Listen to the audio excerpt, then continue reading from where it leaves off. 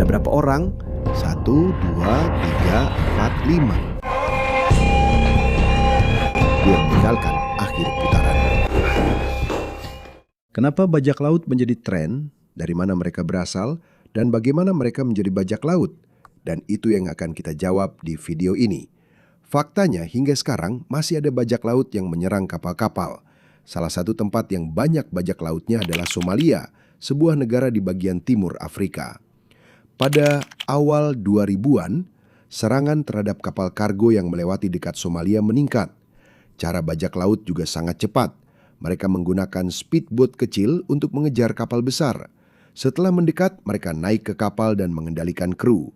Dalam banyak kasus, tujuan utama bajak laut Somalia bukan mengambil kargo. Mereka lebih suka mengambil kapal dan menyandera kru. Setelah itu, mereka meminta tebusan besar sebagai syarat pembebasan orang-orang dan kapal. Antara 2005 dan 2012, diperkirakan total tebusan yang didapat bajak laut Somalia mencapai jutaan dolar. Dan untuk memahami kenapa pembajakan menjadi masalah besar di Somalia, kita harus tahu dulu apa yang terjadi di negara mereka. Pada tahun 1991, pemerintah nasional Somalia runtuh setelah Presiden Siad Barre digulingkan. Setelah itu terjadi perang saudara dan banyak bagian negara terpecah menjadi kelompok-kelompok bersenjata sendiri.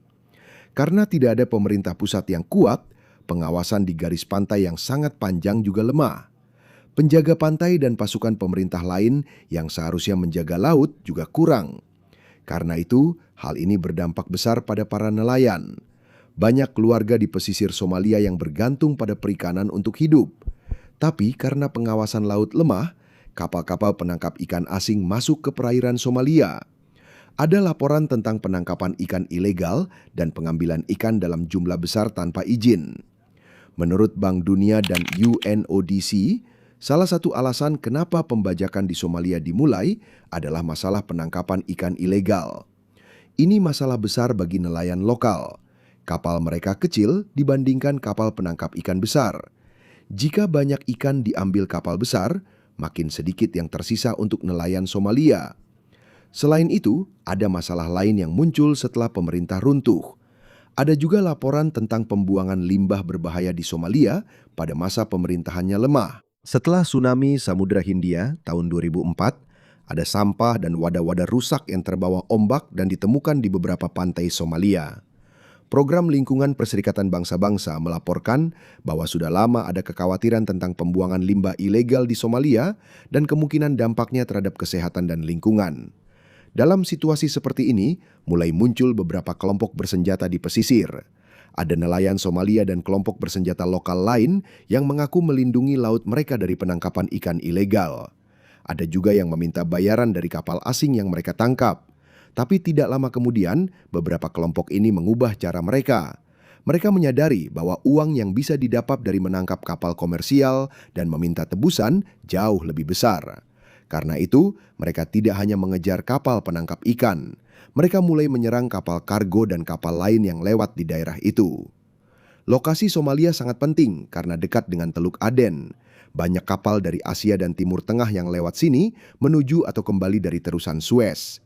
Jadi sangat banyak kapal komersial yang melewati pantai Somalia. Bagi para bajak laut, ada banyak target potensial. Selama beberapa kelompok mendapatkan tebusan besar, makin banyak orang Somalia yang tergiur. Akibatnya, pembajakan perlahan-lahan menjadi bisnis yang terorganisir. Tidak hanya nelayan yang terlibat, ada orang-orang yang mengurus perahu dan bahan bakar, ada yang mencari target kapal, ada orang bersenjata yang naik ke kapal, dan ada juga yang bernegosiasi soal tebusan. Di beberapa tempat, bahkan ada orang yang memberikan dana untuk mendukung operasi pembajakan dengan imbalan bagian dari tebusan jika serangan berhasil. Karena itu, pembajakan yang dulu dikaitkan dengan perlindungan area penangkapan ikan, kini jelas-jelas menjadi bisnis kriminal. Semakin besar uang tebusan yang didapat, semakin besar juga operasinya. Dan karena Somalia dekat dengan salah satu jalur pelayaran terpenting di dunia, masalah yang awalnya hanya terjadi di negara tanpa kontrol atas garis pantainya sendiri, dengan cepat menjadi masalah bagi pelayaran internasional. Pada awalnya sederhana saja yang dilakukan kelompok bersenjata di laut. Ada satu kasus sekitar tahun 1994, di mana 26 orang Somalia yang mengaku sebagai penjaga pantai naik ke sebuah kapal. Mereka menahan kapal itu selama 5 hari, mengambil beberapa barang, lalu pergi. Ini menunjukkan bahwa pada masa itu, pembajakan Somalia belum begitu terorganisir. Pada 26 Desember, pada tahun 2004, juga terjadi peristiwa besar yang semakin menyulitkan komunitas pesisir Somalia. Tsunami Samudra Hindia sampai ke pantai mereka. Banyak rumah dan perahu nelayan yang rusak dan ada banyak orang yang meninggal. Pada masa itu, pemerintah masih belum punya kontrol yang baik atas sebagian besar wilayah Somalia. Banyak daerah dikuasai oleh berbagai klan, panglima perang, dan kelompok bersenjata. Karena hukum dan keamanan lemah, kelompok kriminal jadi lebih mudah berkembang. Disinilah pembajakan Somalia mulai berubah drastis. Serangan-serangan kecil dan sederhana yang dulu ada, perlahan-lahan menjadi operasi yang lebih terorganisir. Dan inilah yang terjadi selanjutnya. Pada tahun 2005, para perompak Somalia bisa menjangkau lebih jauh dari pantai. Mereka menggunakan kapal yang lebih besar yang disebut kapal induk. Dari sana, mereka melepaskan speedboat kecil untuk mengejar kapal target. Beberapa kelompok juga menggunakan radar, GPS, dan telepon satelit. Karena itu, mereka lebih mudah mengetahui di mana kapal-kapal yang melintas di laut. Ada juga yang menggunakan informasi tentang jalur pelayaran untuk mengetahui di mana target mereka kemungkinan akan lewat. Karena metode baru ini, mereka bisa menjangkau lebih banyak kapal. Pada tahun 2008, serangan bajak laut di dekat Somalia meningkat dengan cepat. Pada tahun 2009, hampir setengah dari insiden pembajakan yang dilaporkan di seluruh dunia terjadi di wilayah ini. Bersamaan dengan itu, jumlah uang tebusan yang didapat juga semakin besar. Pada tahun 2008, rata-rata uang tebusan dalam beberapa kasus mencapai sekitar $1 juta. Karena uang yang bisa didapat sangat besar, beberapa pengusaha lokal dan panglima perang mulai memberikan dana untuk mendukung operasi bajak laut. Di beberapa tempat, pembajakan bahkan menjadi semacam investasi. Ada warga yang memberikan uang, bahan bakar, atau perlengkapan lain kepada kelompok bajak laut. Jika pembajakan berhasil dan tebusan didapatkan, mereka juga bisa menerima bagian dari uang tersebut. Pada tahun 2009, Reuters melaporkan bahwa ada sistem seperti ini di sebuah kota di Somalia yang menjadi markas besar para bajak laut. Ini menunjukkan betapa besar perubahan dalam aksi pembajakan. Ini bukan lagi sekadar kelompok nelayan yang menjaga laut. Ini sudah menjadi bisnis yang didanai dan menghasilkan uang bagi berbagai orang. Masih ada kelompok bajak laut yang mengatakan mereka melakukan ini sebagai respons terhadap penangkapan ikan ilegal dan pembuangan limbah di perairan Somalia. Namun seiring operasi semakin besar, alasan itu semakin sulit digunakan. Ada bajak laut yang juga menyerang kapal-kapal yang tidak ada hubungannya dengan penangkapan ikan ilegal. Bahkan ada kapal-kapal yang membawa makanan dan bantuan untuk masyarakat Somalia dan bagian lain Afrika Timur yang juga menjadi target. Seiring meningkatnya pendapatan, serangan-serangan juga menjadi semakin berbahaya. Pada tahun 2011, tercatat ada 237 insiden pembajakan yang dilaporkan di wilayah tersebut. Lebih dari 1.200 orang juga menjadi sandera pada tahun itu. Jumlah tebusan juga meningkat drastis. Dalam beberapa kasus, permintaan tebusan untuk membebaskan kapal dan awaknya mencapai beberapa juta dolar. Pada titik ini, komunitas internasional tidak bisa lagi mengabaikan pembajakan Somalia. Terlalu banyak kapal yang terdampak. Terlalu banyak awak kapal yang sudah menjadi korban. Dan uang yang berputar dalam operasi ini sudah sangat besar. Disinilah akan dimulai perjuangan yang lebih besar untuk menghentikan para perompak Somalia. Memasuki pertengahan tahun 2000-an, komunitas internasional mulai lebih memperhatikan pembajakan Somalia karena beberapa insiden besar, dan berita tentang hal ini bahkan tersebar ke seluruh dunia. Pada November 2005, para perompak bahkan menyerang kapal pesiar Seaborne Spirit di dekat Somalia. Mereka menggunakan senapan mesin dan granat berpeluncur roket. Parko terkena serangan, tetapi berhasil melarikan diri dan tidak ada penumpang yang tewas. Karena banyak turis asing di dalamnya, insiden ini menjadi berita besar di berbagai negara. Masalah semakin besar pada September 2008 ketika bajak laut Somalia membajak MV Faina, sebuah kapal kargo dari Ukraina. Faina membawa muatan yang tidak biasa. Kapal itu membawa 33 tank T-72, amunisi, dan senjata militer lainnya. Karena itu, kapal perang dari negara lain segera mengawasi Faina. Mereka tidak ingin senjata-senjata itu jatuh ke tangan kelompok bersenjata lain. Para bajak laut meminta tebusan yang besar. Setelah beberapa bulan negosiasi, mereka menerima $3,2 juta dan membebaskan kapal tersebut pada Februari 2009. Namun hanya beberapa bulan kemudian, ada satu lagi insiden yang semakin membuat perompakan Somalia terkenal di seluruh dunia. Pada April 2009, 4 perompak Somalia menyerang kapal kargo Amerika bernama Maersk Alabama. Namun kru berhasil merebut kembali kendali atas kapal besar tersebut. Namun para perompak itu menyandra Kapten Richard Phillips dan membawanya ke sebuah sekoci kecil. Angkatan Laut Amerika Serikat datang dan terjadilah konfrontasi di laut selama beberapa hari. Pada 12 April 2009, Kapten Phillips berhasil diselamatkan oleh US Navy SEALs. 3 dari 4 perompak tewas dan 1 berhasil ditangkap. Kejadian ini menjadi berita internasional yang besar. Akhirnya, kisah ini juga diangkat menjadi film berjudul Kapten Phillips. Pada titik ini sudah jelas bahwa tidak cukup hanya menjaga beberapa bagian laut saja. Wilayah yang dijelajahi para perompak sangatlah luas. Sulit untuk mengawasi setiap kapal di seluruh Samudra Hindia dan Teluk Aden. Sulit juga untuk langsung mengetahui apakah sebuah perahu kecil adalah milik perompak. Banyak nelayan biasa juga menggunakan perahu kecil di daerah tersebut. Ketika para perompak sudah naik ke kapal dan menyandra awak kapal, militer juga akan lebih sulit menyerang karena bisa membahayakan kru. Jadi bukan hanya kekuatan militer yang digunakan untuk menghentikan pembajakan. Industri pelayaran internasional mengeluarkan berbagai cara baru untuk melindungi kapal. Salah satu cara paling sederhana adalah menggunakan selang air bertekanan tinggi. Ketika ada perahu bajak laut yang mendekat, sisi kapal bisa disemprot dengan air bertekanan tinggi agar mereka kesulitan naik. Beberapa kapal juga memasang kawat silet di sisi kapal supaya lebih sulit untuk dinaiki. Pengawasan juga diperketat, pintu-pintu dikunci dan ada kru yang berjaga. Ada kru khusus yang bertugas mencari perahu mencurigakan saat kapal berlayar.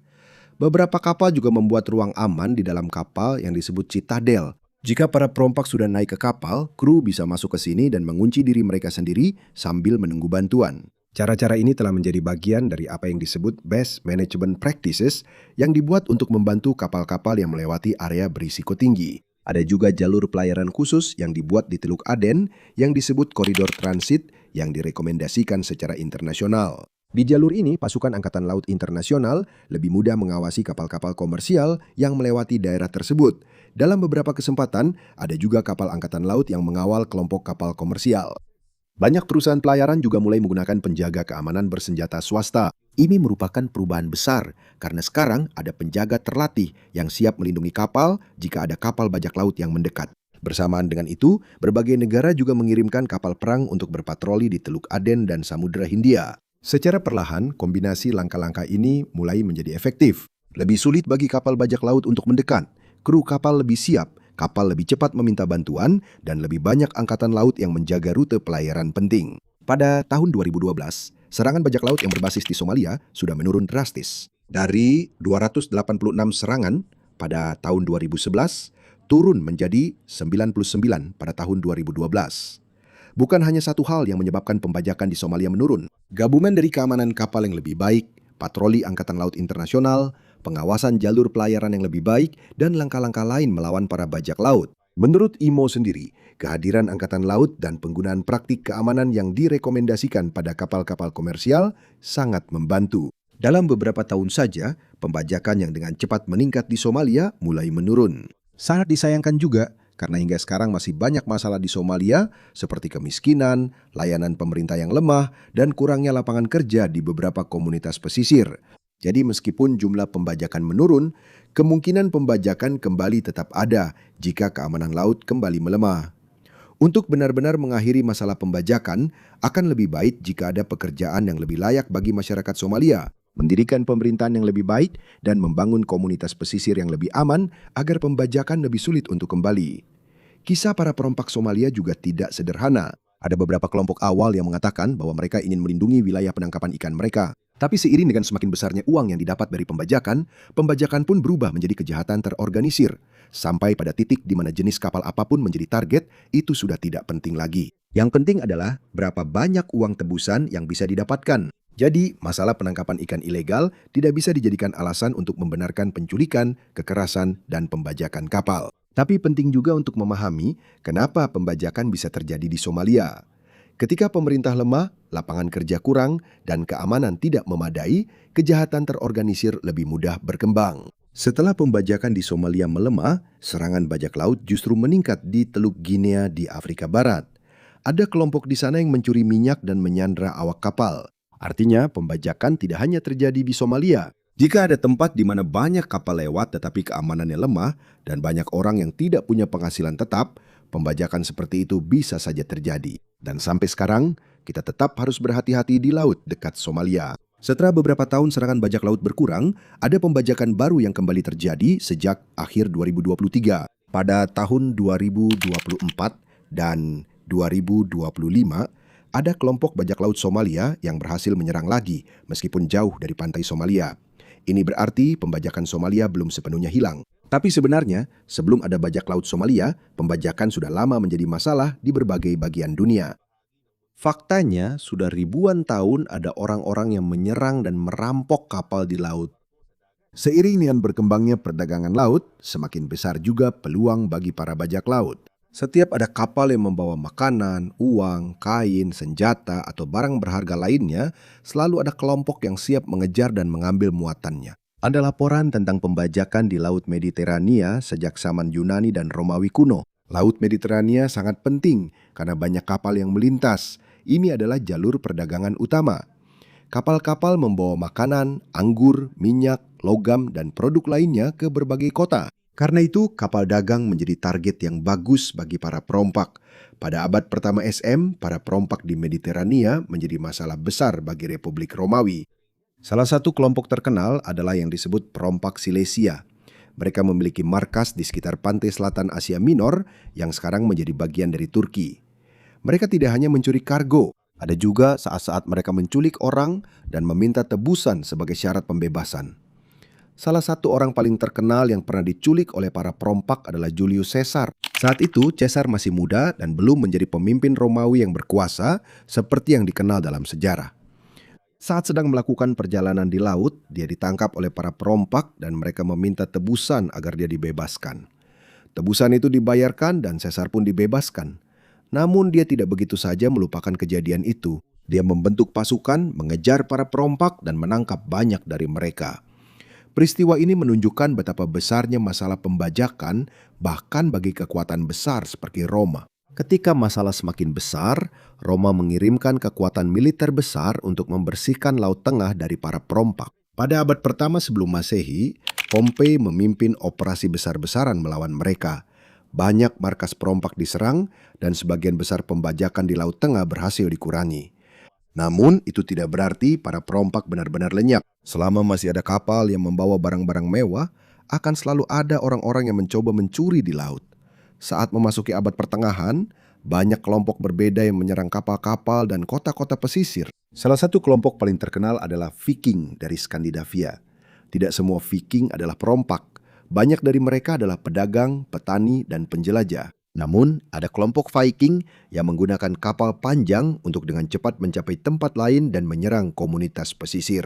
Keunggulan besar dari kapal mereka adalah kecepatannya. Mereka berhasil menyeberangi laut dan bahkan masuk ke sungai-sungai. Mereka bisa datang ke suatu tempat, menyerang, dan pergi sebelum tentara besar tiba. Namun seiring berjalannya waktu, pembajakan juga berubah. Tidak semua yang menyerang kapal adalah penjahat biasa. Ada juga pemerintah yang memberikan izin kepada pemilik kapal pribadi untuk menyerang kapal musuh mereka. Orang-orang ini disebut privateer. Mereka membawa izin resmi dari sebuah pemerintah. Saat terjadi perang, mereka boleh menyerang kapal negara musuh dan mengambil kargonya. Jadi ada perbedaan besar antara bajak laut dan privateer. Bajak laut menyerang demi keuntungan pribadi tanpa izin hukum. Sedangkan privateer memiliki izin dari sebuah pemerintah untuk menyerang kapal musuh.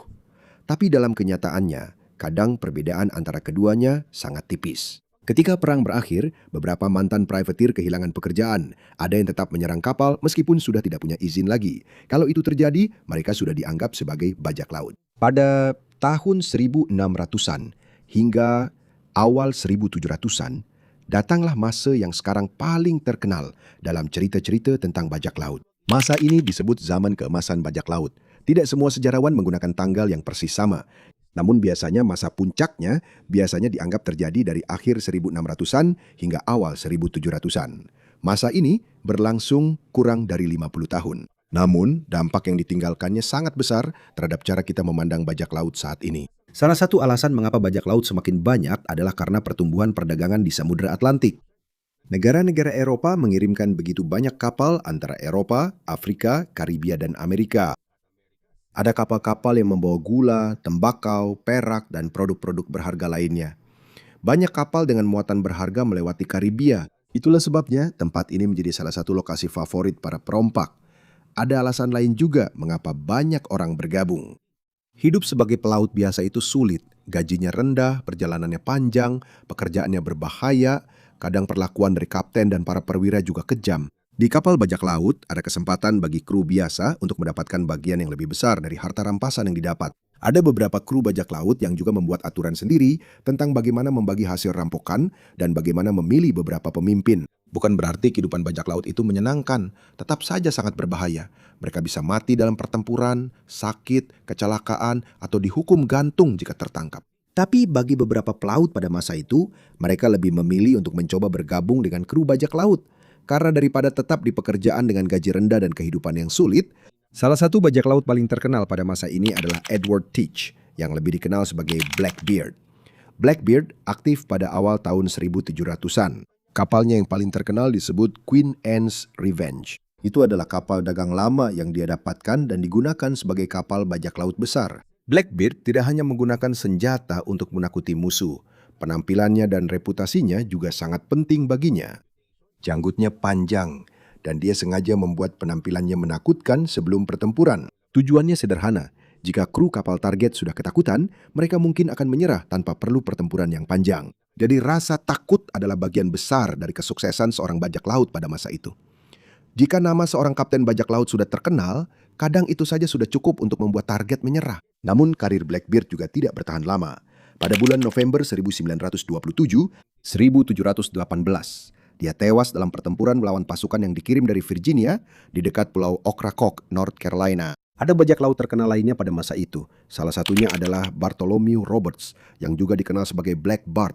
Dia adalah salah satu kapten bajak laut yang berhasil merebut banyak kapal hanya dalam beberapa tahun. Ada juga Calico Jack Rackham. Dia lebih dikenal sekarang karena ada dua bajak laut wanita di krunya, Anne Bonny dan Mary Read. Tidak biasa pada waktu itu bagi wanita menjadi bagian dari kru bajak laut. Jadi kisah Anne Bonny dan Mary Read menjadi terkenal. Namun banyak juga bagian dari kehidupan pribadi mereka yang sulit dikonfirmasi sekarang karena cerita-cerita selanjutnya telah mencampur adukan kejadian nyata dan legenda. Ada satu lagi bajak laut yang menjadi masalah besar bukan hanya untuk satu kapal, tetapi juga untuk hubungan antara dua negara. Dia adalah Henry Avery. Pada tahun 1695, kelompok Avery menyerang Ganj Isawai, sebuah kapal besar yang terhubung dengan Kekaisaran Mughal di India. Para bajak laut mereka mendapatkan harta yang sangat besar. Karena hal ini, Avery menjadi salah satu penjahat yang paling dicari pada masanya. Pemerintah Mughal marah dan bisnis perusahaan Hindia Timur Inggris di India pun terancam. Karena itu, otoritas Inggris melakukan pencarian besar-besaran untuk menangkapnya, tapi Avery tidak pernah tertangkap. Sampai sekarang tidak jelas apa yang sebenarnya terjadi padanya setelah ia menghilang. Tidak semua pencarian besar-besaran juga berhasil. Operasi bajak laut pada masa itu berada di Karibia. Di Afrika Utara, ada para korsar yang menyerang di Mediterania dan Atlantik. Mereka sering disebut sebagai Barbary Corsairs karena banyak markas mereka berada di wilayah yang dulu disebut Barbary Coast. Wilayah ini mencakup daerah-daerah yang kini menjadi bagian dari Aljazair, Tunisia, dan Libya. Mereka menyerang kapal dagang dan juga mengambil tawanan yang bisa dijadikan budak atau dibebaskan dengan tebusan. Namun situasinya rumit karena beberapa korser mendapat dukungan atau izin dari penguasa lokal. Jadi seperti perompak berizin di Eropa, mereka tidak selalu sekadar bajak laut independen. Di belahan dunia lain ada juga pembajakan besar-besaran di Tiongkok dan Laut Cina Selatan. Salah satu pemimpin bajak laut paling terkenal dalam sejarah adalah seorang wanita yang dikenal sebagai Zheng Jiang Yisao, yang juga disebut dalam beberapa sumber sebagai Qing Shi. Pada awal 1800-an, dia menjadi bagian dari kelompok bajak laut yang sangat besar di Laut Cina Selatan. Setelah suaminya Zheng Yi meninggal, Zheng Jiang Yisao memainkan peran penting dalam melanjutkan organisasi bajak laut besar mereka. Mereka tidak hanya mengendalikan beberapa perahu saja, ribuan orang terhubung dengan armada mereka. Kelompok ini juga memiliki aturan sendiri. Ada hukuman bagi yang mencuri dari kelompok bajak laut sendiri dan bagi yang tidak mematuhi perintah. Organisasi mereka menjadi sangat kuat, sehingga pemerintah Tiongkok dan kekuatan lain kesulitan untuk mengalahkan mereka. Pada akhirnya, Zheng Jiang Yisao membuat kesepakatan dengan otoritas Tiongkok untuk meninggalkan dunia bajak laut tanpa mengalami nasib seperti banyak bajak laut Eropa yang tertangkap dan dihukum mati. Karena itu, dia dianggap sebagai salah satu pemimpin bajak laut paling sukses dalam sejarah. Tapi kenapa bajak laut terkenal seperti Blackbeard seolah-olah menghilang? Salah satu alasan utamanya adalah angkatan laut dan pemerintah menjadi lebih kuat. Pada masa ketika pengawasan di lautan dan pelabuhan yang jauh masih lemah, bajak laut mudah menemukan tempat untuk bersembunyi, menjual barang rampasan, dan memperbaiki kapal mereka. Namun seiring dengan bertambah besarnya angkatan laut negara-negara, semakin banyak kapal perang yang mampu mencari dan mengejar bajak laut. Hukum juga menjadi lebih ketat. Ada bajak laut yang tertangkap dan diadili. Banyak yang digantung sebagai peringatan bagi orang lain yang ingin terjun ke dunia pembajakan. Pada tahun 1720-an, pemerintah semakin memperketat pencarian terhadap bajak laut. Ada yang diberikan pengampunan atau kesempatan untuk menyerah dan kembali ke kehidupan normal. Mereka yang menolak terus dikejar. Perlahan-lahan yang disebut zaman keemasan pembajakan pun berakhir. Penggunaan kapal korsir juga berubah. Selama berabad-abad adalah hal yang biasa bagi beberapa negara untuk menggunakan kapal-kapal pribadi untuk membantu mereka dalam peperangan. Namun pada tahun 1856, banyak negara menandatangani Deklarasi Paris. Salah satu dampak penting dari hal ini adalah banyak pihak yang berhenti memberikan kekuasaan untuk melakukan praktek korsir sebagai bagian normal dari peperangan. Seiring dengan semakin terorganisirnya angkatan laut dan semakin terkendalinya jalur pelayaran internasional, menjadi semakin sulit bagi armada bajak laut besar untuk beroperasi seperti pada tahun 1700-an. Namun, ada beberapa hal tentang bajak laut yang kita lihat di film yang sebenarnya tidak selalu benar. Misalnya, tidak semua kapal bajak laut memiliki bendera hitam yang sama dengan gambar tengkorak dan tulang bersilang. Desain bendera bajak laut berbeda-beda. Ada yang menggunakan gambar tengkorak, kerangka, jam pasir, dan simbol kematian lainnya. Bendera-bendera ini digunakan untuk menakuti kapal target. Tidak umum juga bagi para bajak laut memaksa tawanan mereka berjalan di atas papan kayu yang menjorok keluar dari sisi kapal, atau yang dikenal dengan istilah walk the plank. Hal ini terkenal di film dan buku, tetapi hanya sedikit bukti sejarah yang menunjukkan bahwa para bajak laut benar-benar sering melakukan ini pada masa keemasan mereka. Ada lebih banyak laporan nyata tentang hukuman lain, seperti meninggalkan seseorang di tempat yang terpencil atau langsung membuangnya ke laut. Tidak semua bajak laut juga memiliki peti harta karun yang terkubur di sebuah pulau rahasia. Ada bajak laut yang berhasil mendapatkan harta besar. Tapi mereka juga harus menghabiskan uang untuk makanan, minuman keras, senjata, perbaikan kapal, dan membayar kru mereka. Lebih sering, mereka langsung menggunakan atau menjual barang rampasan mereka daripada menguburnya dan membuat peta harta karun. Bahkan cara bicara bajak laut yang sering kita dengar di film adalah bagian besar dari hiburan modern. Aksen bajak laut yang terkenal sebenarnya lebih dipopulerkan oleh film dan aktor pada abad ke-20 daripada cara bicara asli para bajak laut di tahun 1700-an. Jadi ada perbedaan besar antara bajak laut asli dan bajak laut yang kita lihat di film. Di film, mereka sering digambarkan sebagai karakter petualang dan lucu yang mencari harta karun. Dalam sejarah aslinya, pembajakan adalah kejahatan yang berbahaya.